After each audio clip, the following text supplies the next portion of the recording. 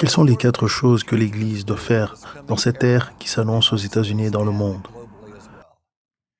Premièrement, l'Église doit revenir à la connaissance de Dieu à sa manière, plutôt que de se contenter de connaître Dieu. Nous en savons beaucoup sur lui, mais nous ne sommes pas nombreux à pouvoir dire que nous le connaissons vraiment. Nous avons remplacé la puissance par des programmes et la révélation par de l'administration. Et pire, nous avons remplacé le cœur du Père par des compétences organisationnelles. Deuxièmement, l'Église doit apprendre à lutter à nouveau pour la foi. Nous sommes vraiment faibles et nous nous effondrons si facilement lorsque la crise est à portée de main. Nous n'avons pas été mis à l'épreuve et nous avons perdu notre détermination. Nous comprenons peu les plans des adversaires. Nous ne savons pas comment débattre de notre foi sans nous mettre en colère. Et nous avons donc si peu de voix pieuses, claires et fortes dans l'arène politique. Cela doit changer. Nous avons perdu notre témoignage, le témoignage qui convainc les autres et témoigne avec force que Dieu est toujours Dieu et qu'il est très, très réel. Nous avons perdu le témoin qui démontre que Dieu est un Dieu personnel dans un monde impersonnel. Le témoin qui dit que ce que je fais prouve que Dieu existe. Alors, regardez et observez-moi. Troisièmement, l'Église doit revenir à l'amour de la parole de Dieu en croyant qu'elle est infaillible et inébranlable. Cela implique la conviction, la compréhension et la connaissance que Dieu est absolu et qu'il n'y a qu'une seule façon de le connaître, c'est-à-dire par Jésus le Messie. Nous avons besoin d'une nouvelle révélation de la puissance de Dieu qui est illimitée, sa connaissance est sans fin, sa présence est toujours avec nous et il ne change jamais, jamais.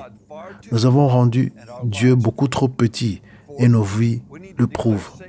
Quatrièmement, nous devons déclarer des assemblées sacrées et solennelles de repentance et de jeûne collectif dans de nombreuses régions de cette nation et au-delà.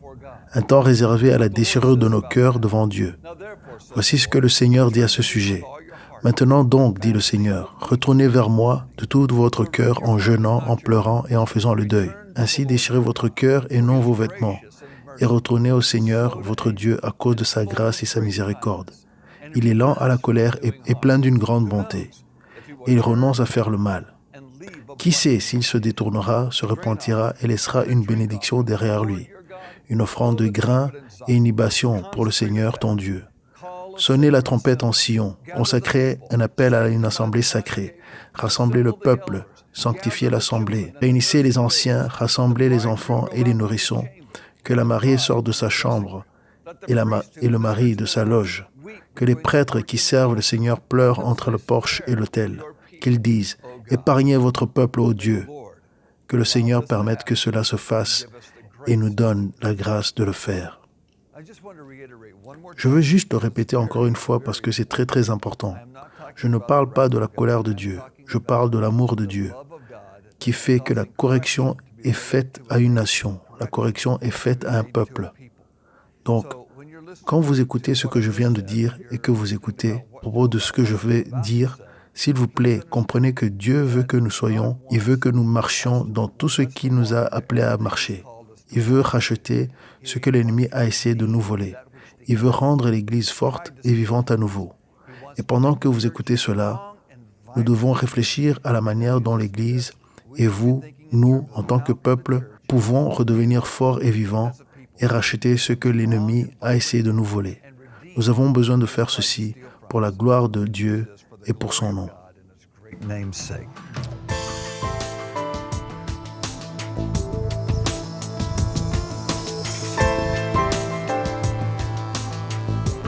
La crise. Eh bien, nous sommes certainement en pleine crise. Mais qu'est-ce qu'une crise? La crise est le fruit de la poursuite du mauvais Dieu. Dieu permet aux calamités de se produire afin de nous attirer à lui. Qu'est-ce que cela signifie? Cela signifie que Dieu nous permet de récolter le fruit de ce que nous servons. Marcher dans les voies de Dieu apporte des bénédictions et la fécondité de la vie, tandis que marcher dans les voies du Dieu de ce monde apportera le fruit du Dieu de ce monde.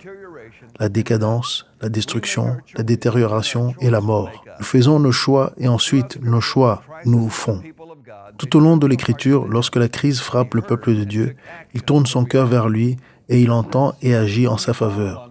Il dit ceci, « Quand tu m'appelles et que tu vas me prier, je t'écouterai et tu me chercheras et tu me trouveras quand tu me chercheras de tout ton cœur. Jérémie chapitre 29, versets 12 et 13. Que le peuple des États-Unis cherche le Seigneur de tout son cœur et le trouve.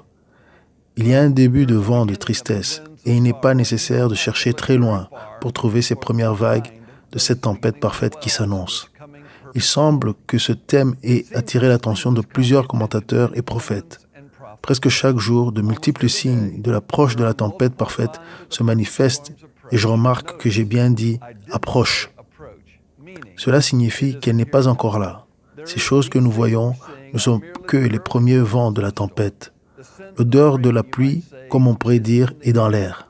Presque partout où nous nous tournons, nous devenons de plus en plus conscients que sans l'intervention de Dieu, le monde ne sera pas le même dans 10 ans, comme il est aujourd'hui. Et si vous pensez cela, vous avez raison.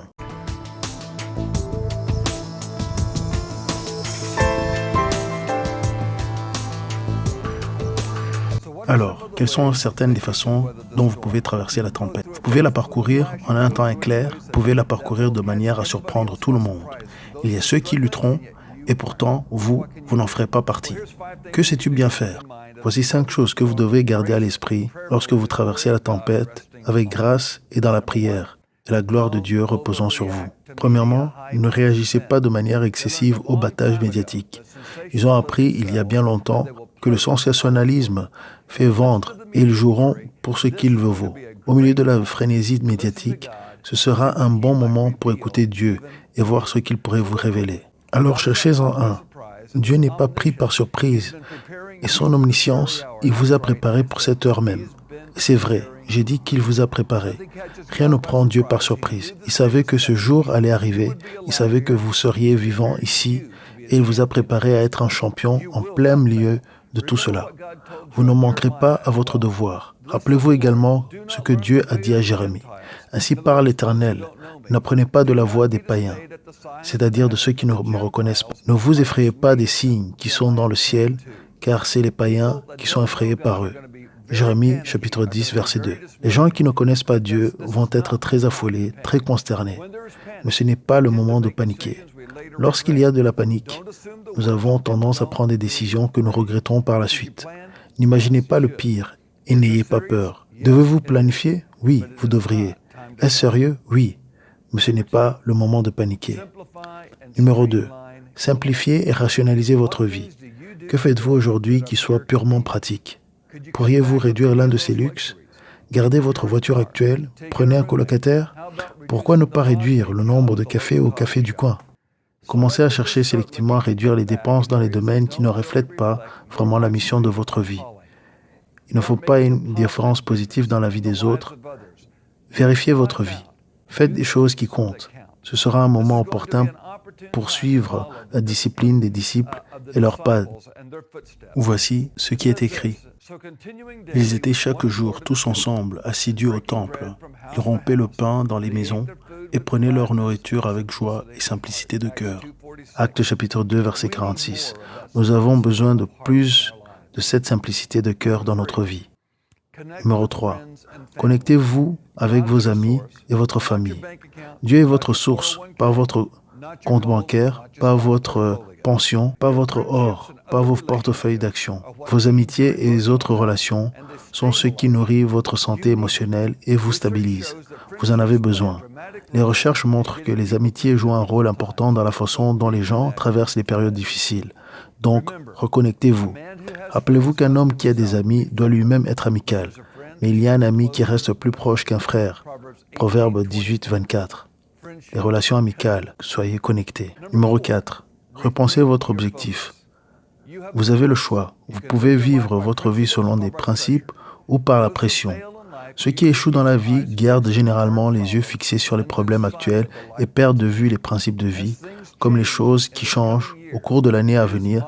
Et il est essentiel de se rappeler que les principes qui régissent votre vie, ne les perdez jamais de vue dans les moments difficiles. Ils vous permettront de rester concentrés. Les difficultés auxquelles nous sommes confrontés aujourd'hui peuvent être l'appel de Dieu pour nous rappeler, à vous et à nous, notre vision initiale, votre but initial. Et pourquoi Dieu vous a fait de la façon dont il vous a fait. Prenez ce temps pour repenser et réévaluer. Souvenez-vous, là où il n'y a pas de vision, le peuple périt. Proverbe 29, verset 18. Si vous n'avez pas de vision, votre seule option est de reculer ou de vous décomposer. Ayez une vision, la vision que Dieu a pour vous. Numéro 5. Soyez un influenceur, où que vous soyez. Êtes-vous un influenceur dans votre culture? Pour beaucoup, ce sera une période d'innovation et d'invention. Pour d'autres, ce sera une période d'études en préparation de la promotion qui viendra quand cette saison sera finalement passée. Et elle passera. Ne chassez pas les tendances, mais étudiez-les pour voir où vont les cultures. Vous devriez toujours chercher des moyens originaux et novateurs de répondre aux besoins des autres. Ceux-ci vont abonder en ce moment.